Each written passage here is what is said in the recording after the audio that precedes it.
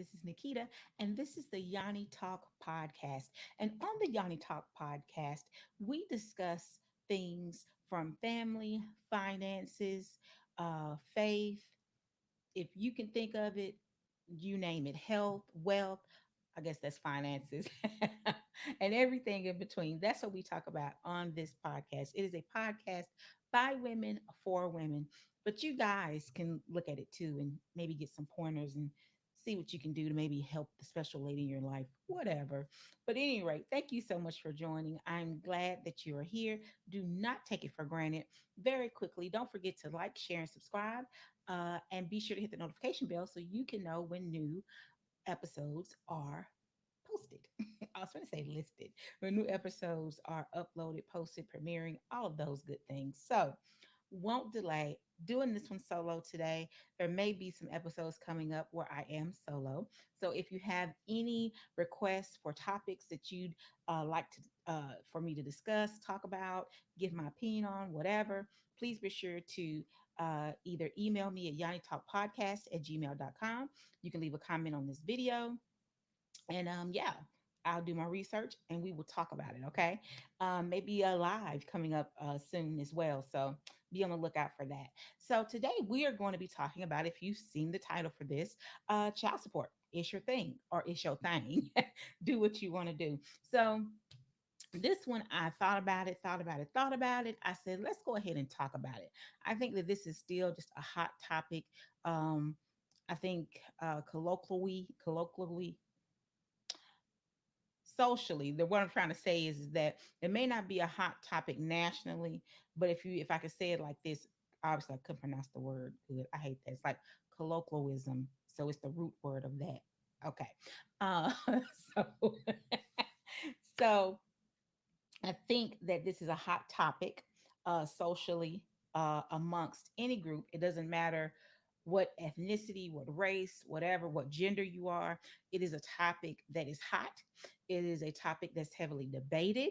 And I just want to talk about it, right? I just wanted to give you some facts from some places and also just to talk about, I think, the ramifications of child support and how some of us put so much stock into it and we lose the point of caring for the child. So, before I get into all of that, I want to give you some facts. So, from divorcewizards.com, they say that 76% of fathers with at least one child under 19 contribute child support for their children. 9% of fathers contribute once in a while, and 15% do not contribute at all. If a child is in contact with their non custodial parent within the last year, the custodial parent is more likely to receive the full child support payment as well. So, if a custodial parent is in contact with their child within, basically just like the last year, a full year, then the custodial parent is more likely to get the ducats. They're more likely to get child support. And that's from usafacts.org. In state by state rankings, Massachusetts ranks highest with the most expensive child support payments, averaging $1,187 per month. So, of course, this is just normal people, $1,187. I'm talking about the celebrities. Virginia mandates the least support as $402 per month. What I find very interesting, this is from vistafamilylawyer.com. Of course, very interesting, right? Demographics as far as where they live. So, northern city versus a southern city. That goes into just the cost of living.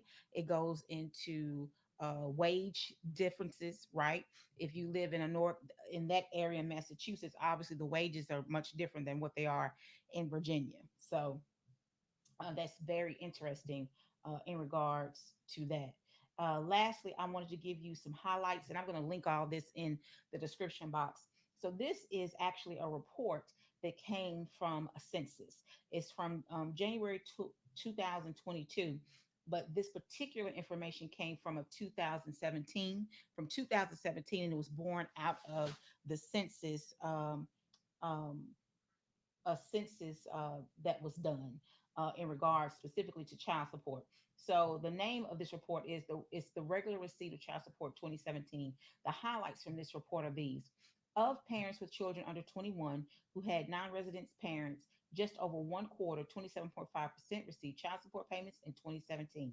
Child support receipt was strongly associated with having a child support agreement, with over half, 56.8%, of parents with agreements receiving payments. In other words, if you got an agreement, you're more likely to get child support. About two-thirds, 68.7% of parents who received child support received regular payments from their child or children's non-resident parent, while the remaining third received irregular or unequal payments. And that's about the same statistic that we got from the other website.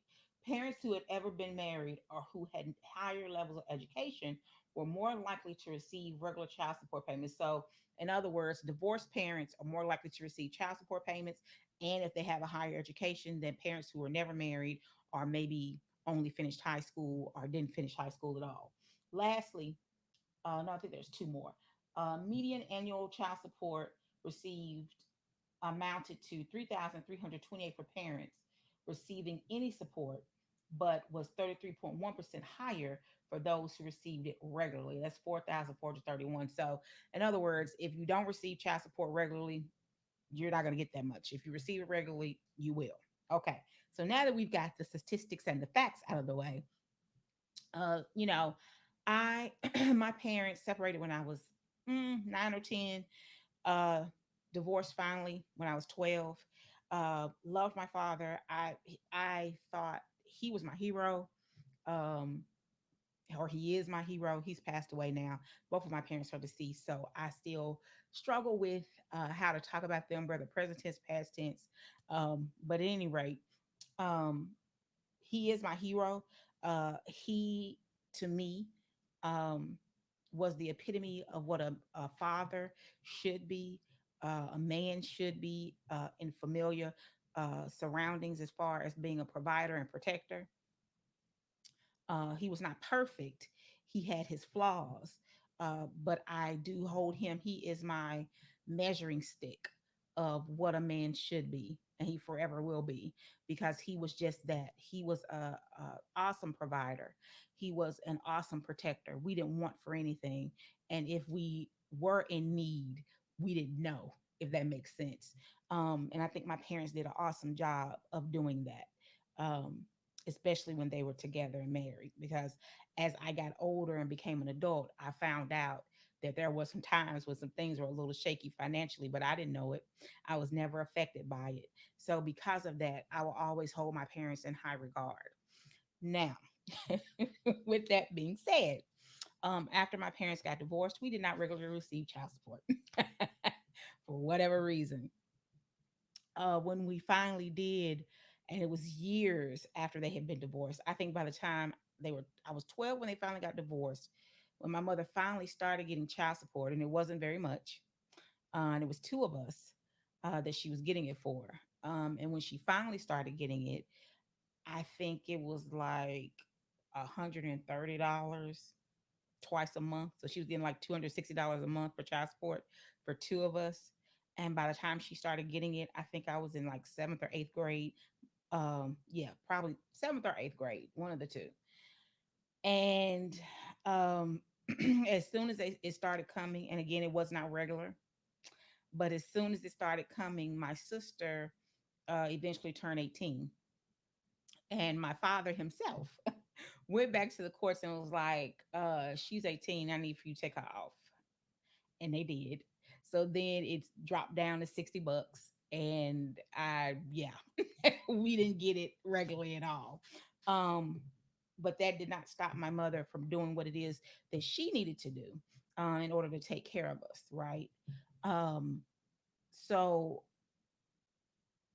she did not speak disparagingly about our father to us because of the child support, child support thing. We saw him, but it wasn't regularly.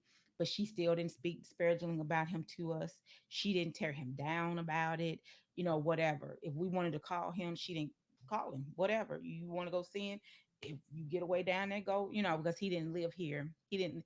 He moved away from the city that we lived in to go back home to where he lived, but we were all in the same state. So he was like an hour or so away. But she never spoke down about him, even with the child support thing, even though he was not always able to help with school supplies and things, school clothes, back to school clothes, things like that.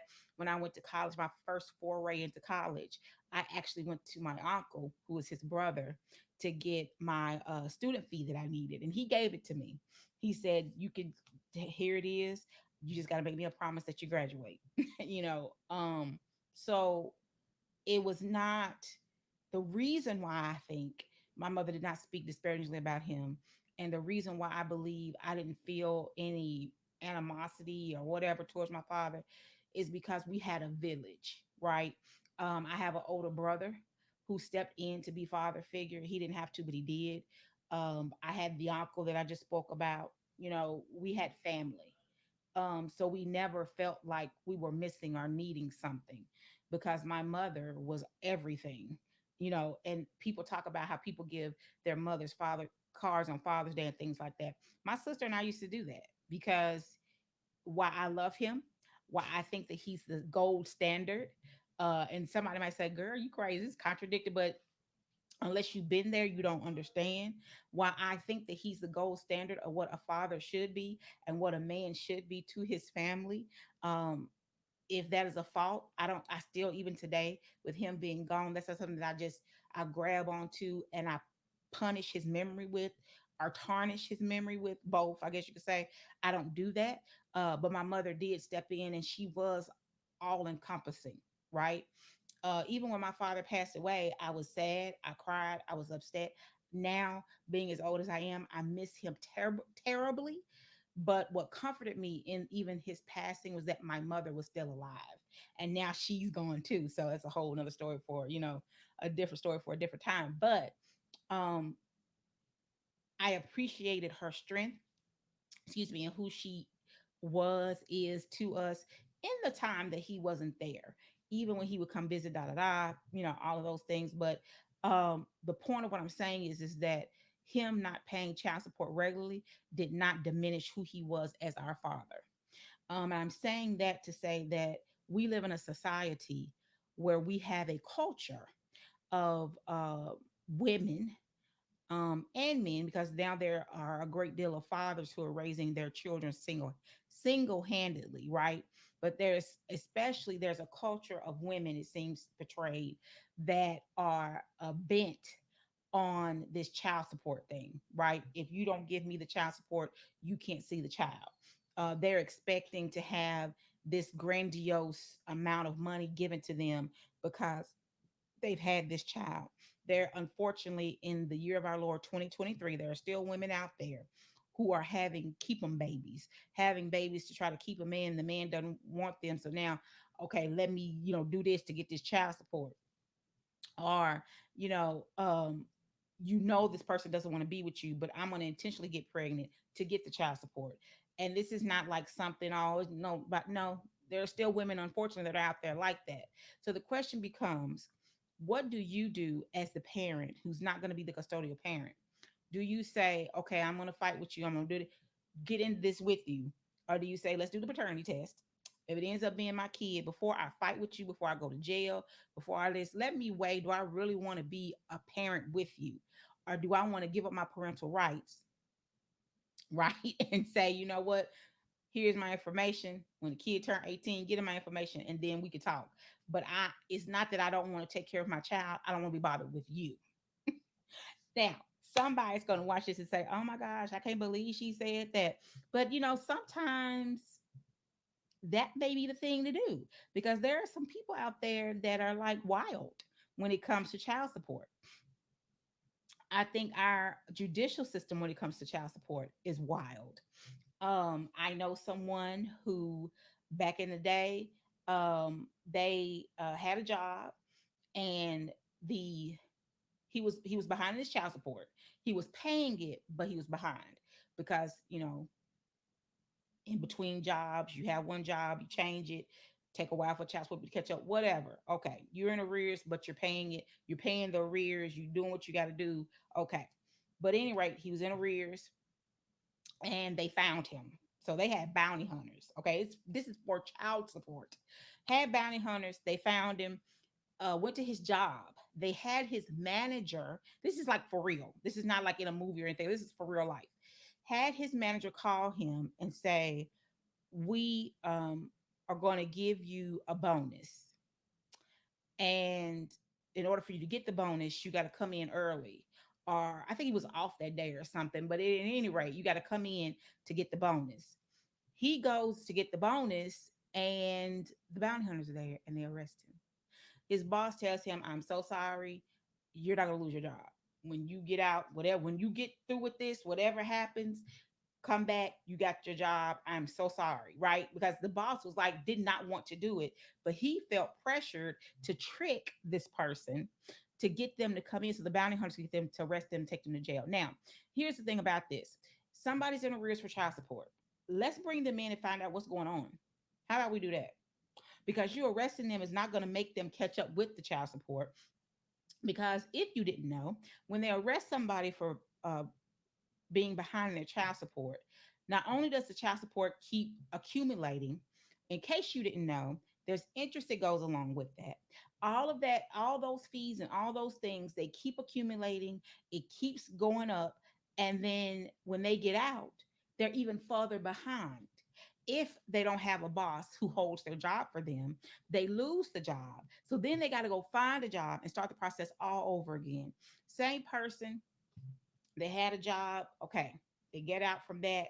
They're paying the child support, paying the child support. They're like, you know what? I got to get a second job so I can live because they're taking most of my paycheck. Again, it's a real life situation, taking most of my paycheck for the child support. So, and this is not a situation where you might say, well, why didn't they just go to the baby mama? Be like, hey, let's get rid of the child support stuff. Let me just do X, Y, and Z because the baby mama was not reasonable enough to do it. That's why. Because the baby mama wanted the child support and for this person who did it to still get shoes, back to school clothes, and all this stuff on top of the child support. Okay, back to story. So this person gets a second job because they can't survive off first job. Do you know what they did? They came after him for the second job for child support. There are men and probably some women, but definitely there are some men out here who have two and three jobs just to survive because they're trying to pay child support that they really can't afford to pay. On top of that, they also are um, providing, like I said, the shoes, the clothes, all this on top of what's supposed to be to support the child. But why are you calling me saying that you need money for school clothes, you need new shoes, you need school supplies, and I give you money for the child support? Now, I'm not saying that somebody shouldn't just do for their child. I'm not saying that you as a parent shouldn't want to do extra for your child. But what I am saying is that if the other parent is calling asking for these things, why when you get the child support and it's for the support of the child? Now, if you choose to take the child support that you get and take care of your whole total household needs, and that's what you decided to do, and that's fine. That's what you decided to do. But you then can't call the parent who's paying the child support and ask for more and get upset when they can't give it to you because they've already given what was supposed to be for the support of the child. um FYI, in case you didn't know, if any man watches this, if you get shoes, clothes, or whatever outside of child support, that is considered a gift. You can't then go to court and say, well, you honor, I paid the child support, and then she called me and said that my child needed X, Y, and Z, and I did it. I could you put this toward my child support? And they're gonna tell you no. They're gonna tell you to your face, Mr. Sir, that is considered a gift, and it has nothing to do with what we're doing talking about right here today. Outside of that, if you're paying child support, you should be able to see your kid. This parent, this custodial, should not hold your child hostage because you're behind in your child support or because you don't want to give them more money. I think that is something that is redunculous. It's just totally ridiculous. It's ludicrous and it makes absolutely no sense. I think that uh, one of the statistics said that people who have an agreement, they are more likely, the custodial parent is more likely to get the child support. Definitely, If you need to have a mediator, if you need to sit down and do an agreement, whether it's formal or informal, do that, right? Make your agreement. But I do not think that the judicial system should have to make anybody take care of their child. I am of the opinion that if you don't want to take care of your child emotionally or financially, okay, that's okay. I'm still going to do the job because it's my kid too. I think that it's sad that if the non-custodial parent does not do the job financially and emotionally, there are some custodial parents who does not do the job either. I think that as parents, you need to figure out when you find out you're pregnant and you're not together. I think you need to figure out, okay, what are we going to do? How are we going to parent? How are we going to financially, physically, and emotionally take care of this child? That's what people are not doing, right? If it's not planned, okay, this is where we're at. Okay, you're keeping the baby. Okay, what are we going to do? Let's have a discussion. Can we be mature and intelligent about this? And it sounds probably is a big ask, but can we be mature and intelligent about it and sit down and have the conversation of what we're going to do so that we don't end up with a child that is bitter toward either parent because this custodial parent has talked about this non-custodial parent like a dog, right? Or they said so much about the non-custodial parent that now this child has this vision of just that this person must be totally awesome because of the way my mom talks about him or my dad talks about her, however it goes. So they must be totally awesome. And then they meet them and it's like, no, it wasn't like that. I mean, or whatever, however it goes. But why don't we sit down and have the conversation as far as what are we going to do? Okay, so I know you're trying to go to school, right? Say it's the custodial parent is the mom, non-custodial parent is the dad. Typically, that's the way it is. So let's go with that. So the mom says, "Okay, I know you're going to school. You have this plan, and I'm supporting you in that plan. But let's see what you can do. Can you at least give me $50 a week? That'll take care of diapers, you know, I may be able to do WIC for milk, whatever, or I'm going to breastfeed, whatever your decision is for that, right? I mean, let's be honest. Let's have the conversation. Let's be serious about this, right? So, um, we're not going to go to court, but we're going to do this little agreement. We're going to write this out. We're going to get it notarized. This is what you're saying you're going to do. Okay, boom, great. I got figure out something about daycare, whatever. I got that on my part. With the understanding you're giving $50 a week, you're getting this child every weekend, and you're going to be there emotionally. You're going to be there physically, right? I'm not in this by myself because if you had to ask a child which would they prefer, while they may want the things that other people want, they probably would prefer to have that non custodial parent in their life, particularly if we're doing mom custodial, dad non custodial. I think they want their dad in their life, boys and girls. They want that male figure. They want someone to be there that they know they have a protector, right? That's going to go to the daughter daddy dances, right? I saw something one day. The little girl's dad didn't show up to her big brother, and he wasn't that much older than her. He took her to the daddy daughter dance. Why wasn't that dad there? I'm speculating. I don't know why. I don't know if it was the mama, the reason why he wasn't there, or if it's because he just had a flaw in himself and that's why he wasn't there. Because I'm not gonna say that all these dads are out here being great and they getting beat up on and all that. No, no, no, no, no. They might have a flaw in them.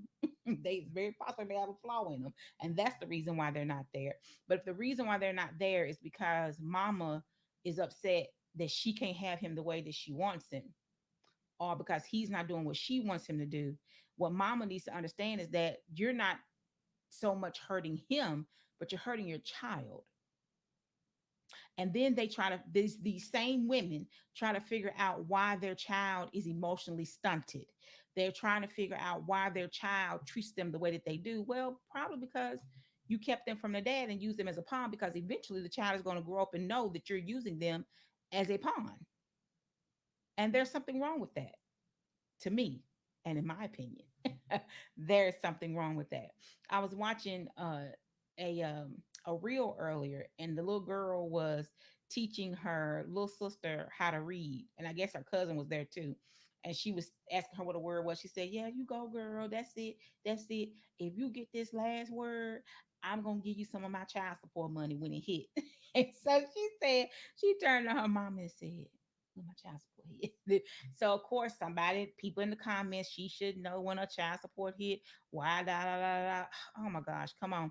And like some of the folks said, that I agree with, if she, first of all, kudos to mama for making education important to her, because she knows education is important, and she is then projecting that onto her little sister and whoever else is around. Kudos to that.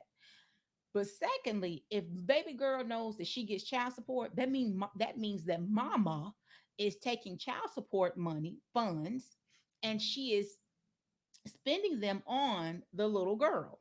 Well, that's what they're for. However, that manifests itself. If you need school clothes, books, whatever, whatever, whatever, that's what it's for. If you take your child support money again and you pay your light bill, you pay your water bill, you pay your car note, you pay your car insurance, whatever, get food, whatever it is you decide to do, if that's how you want to use the child support money, then that's how you decide to use it. But then you can't turn around and use the $300 child support, have it come, $600 a month, $1,000 a month, $4,000, whatever it is. If you use the money, child support money, to do all of that, and then but the child still needs clothes, shoes, socks, underwear, da, da, da, da, whatever, and you go back to the dad and say, "Well, Lachey Shay need da da da da," you can't get mad if dad says, "But I pay my child support." What you do with that? You can't get mad at that because you're taking the child support money and taking care of your household. What are you doing? Do you have a job? Because you both should be sharing and taking care of the child. But then if you're the parent in the household, you're going to have to take care of your household. And I'm not saying that it's easy. I know that it can be hard. I know that circumstances sometimes will not permit for whatever, but you can't get mad if he doesn't want to take care of your household. Your household and your child are two totally different things. And I think there are some parents, men and women, because whatever, I think they get that confused. You want this amount of money supposedly for the child, but then you're taking care of household expenses. You can, what is it all that every time a celebrity has a baby with this video vixen or the IG model, whoever it is they've been with, they have the baby, and I cannot remember what the celebrity's name is and who, I don't, definitely don't know who they had the baby with, but I cannot remember the celebrity's name. But they went to court because the people find the stuff out and tell the people business. But anyway, so they went to court, and this is a few years ago. I heard this. Went to court, and she wanted like $40,000 a month in child support. And the reason why she wanted that much is because she wanted to be able to have the same lifestyle. She wanted the child to be able to have the same lifestyle with her that the child has with their father, then give the child to their father. You do not do what the daddy does to have the lifestyle that he has. You knew that before you had this baby. So you can't ask him to help you keep the same lifestyle he has. No, he'll support his child. I can't remember what they ended up giving her. They didn't give her what she wanted, but she still got um quite a bit, I think. But she didn't get the $40,000 that she wanted. But you want the lifestyle. The child doesn't know anything about that lifestyle. Like, no, they have no knowledge of it. They don't understand that. So you wanted the lifestyle and you wanted him to pay for it. But you're using the child as the reason that you need to be able to do it. But you knew before you got with him that you couldn't afford the lifestyle that he had. So why would you have a baby and then expect him to be able to keep you and the baby in a certain lifestyle? No, no, support the child. Clothes, food takes $180,000, they say, to raise a child from birth to 18. If you do the math, which I didn't do this last time, but I want to do the math. $180,000. Yeah, $10,000. That means it's $10,000 a year. Okay, so if you divide 10,000 by 12, that is $833.33. So if you're getting, and let's be generous, and you're getting $4,000 a month, that's $48,000. and multiply that times 18, that is $864,000 that you have gotten over 18 years. If this person, this hypothetical person, pays $4,000 a month consistently, you would have gotten $864,000. And they say that all it takes to raise a child is $180,000. Now, I am not saying that people should be limit should be just given the bare minimum to take care of a kid, because life happens. You got to do insurance, you got braces and glasses, scrapes, falls. They need books, they need all this stuff, right? My youngest daughter, I'd buy her a pair of shoes. She go to school in that brand new pair of shoes. By the time she come home, shoes be tore up, like literally. I sent her to school one day in a pair of shoes. She came back, the front of the shoe, the sole was off. I sent on back to school the next day. I was like, honey, we got to go back to school now, because I just bought them. She came home and literally the sole was off the shoe. I don't know what she's still rough on shoes, and she's an adult now. I don't know what she does with her shoes. But the point that I'm making is this stuff happens. Great. But if you're getting that much, you've, I mean, you've gotten quite a bit of money. You've gotten four, almost five times the amount that it takes, they say, to raise a child. $180,000 over the 18 years. Unless that figure has gone up, you've got more than that. So if you get that much, how much more do you need? Right?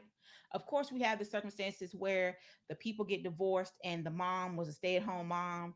That's all she did. She didn't go out to work, right? And they take that in consideration, but they also say, okay, mom, you gotta go get a job though. Come on, you gotta go get a job. You can't just keep being a stay-at-home mom. We're gonna give you this little money, but you got to go get a job. You got to get some skills, get a job. Okay. Okay. Understand it. We get it. But you got to go get a job. Right. Um, what do you think about that? Do you think that um, the non custodial parent should be responsible for keeping up the child, um, keeping up, assisting the custodial parent to keep up the lifestyle that they live when they go visit the non-custodial parent every day? Does that make sense? I hope what I'm trying to say makes sense. Do you think that the non-custodial parent should be responsible for that? It was some, I almost said his name. I can see his face. I think his name is John. I can't remember his last name. And then maybe his stage name, but his first name is John. It's Jon. But I was watching something, and basically that happened in this. So he had divorced the child's mom, or they were never married, whatever, but they weren't together. And he went to pick his son up, and I can't remember if the son hadn't got back home or he wasn't ready, but at any rate, the mom had dumped out change and she was counting change, I think, to go get something to eat. And by this time, he wasn't at the point that he was when he was telling the story, but he was doing good for himself. And he was like, no, no. For him, he was like, I couldn't do it. I could not continue to send my child back to struggle. So he just took it upon himself to do more for the mom, because he didn't want his child to have to leave him and then basically go back to poverty. He didn't want his child to leave him and then go back to a struggle. So if that is your plight and that is what you decide to do as the non-custodial parent, there's nothing wrong with that, right? The problem that I have in regards to child support and the way that the non-custodial parent is treated, again, whether it's a man or a woman, but it's more men than women, but is that the jail time, basically punishing for not being able to keep up with the child support. Is one thing if you're trying, that's one thing. Now, I'm not talking about the people that aren't even trying, that you're like running, ducking, dodging, and hiding. Not them people. Take care of your kid. Not those people. I'm talking about the people that are actually trying. They are trying to get caught up with the child support. Are just, they're caught up, but they're just trying to pay the child support. They're getting berated for not doing more than what they're doing. They're not being able to see their child because they are not able to do what the other parent wants them to do. Those are the people that I'm talking about in regards to child support, how it's set up. What do you think should be done? Right? Those people. I'm talking about the women who use babies to get what they want. But then the person that's suffering in this equation is the child. Um, that's what I'm talking about. I applaud him, and I remember his last name, but I applaud him for even doing that, right? For saying I can't send my kid back to that. I'm not going to take my child, not because he didn't want to take him, but because he was doing whatever it was he was doing. But I'm going to be sure that she's good, right? That she's good and that the house is good, that she's got what she needs to be able to take care of this child when he comes back to her. That's something totally different. And that is something that needs to be considered. But even with that being considered, what does that custodial parent need to do to help uh, the non-custodial parent help them, right? Do you just take it, or do you take it and say, okay, I'm going to get myself together so you don't have to continue to do this? Because should the custodial parent expect the non-custodial parent to keep them up in a certain lifestyle because of what the child is coming from and going to when they go to visit them, and vice versa, right? That is a question I would love for you to answer in the comment section. Lastly, I wanted to real quick, and then I'll let you guys go. So a few years ago, I think everybody probably saw this, but um, what is his name? 50 Cent on Twitter did a countdown to when one of his children, his son, turned 18. Basically, because he wanted to stop paying child support. It bothered the 18-year-old, and he went back and forth with his father on Twitter. And 50 Cent mocked him, laughed at him, and all this stuff. I don't know what their relationship is. I don't know what the son did to him to make him feel that way about him. I don't know. Uh, but sometimes, as the parent, that's not the right response to do, right? In public, to me, personal opinion, in public, right? Taunting your kid, you know, being relieved that you're going to be finished paying child support.